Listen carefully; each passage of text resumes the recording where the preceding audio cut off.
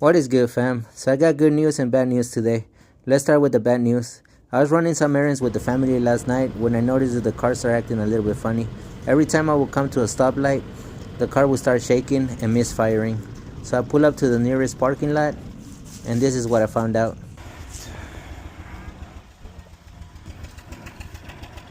Thank God I made it home. So the next morning, I decided to check what was wrong with it. So I started pulling the spark plug wires to see which cylinder was misfiring. So I started by pulling number 4, and the car started shaking, so I knew that that cylinder was fine. I did number 3, same thing, and I came across number 2. Number 2 wasn't doing anything, so then I did number 1. Sure enough, I found out that number 2 was the one that was misfiring. So I decided to pull out the spark plugs, and yeah, the spark plugs were a little bit burned, and that's number 1.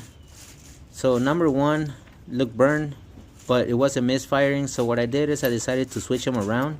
Quick little note, this engine has over 300,000 miles. And no, I do not just drop my spark plugs in there. I usually use my finger to slide it down in there.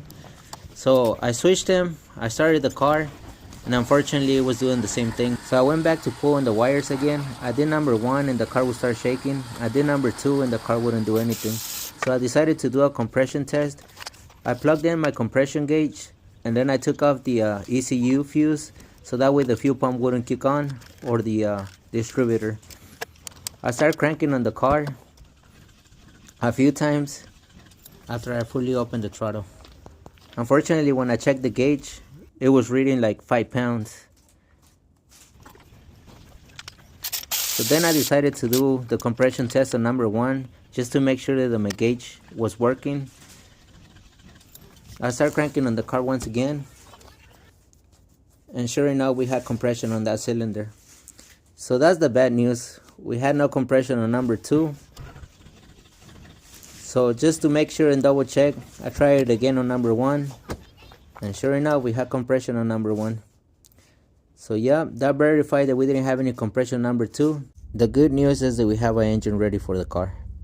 Hopefully you guys like this short video, and stay tuned for more. Peace.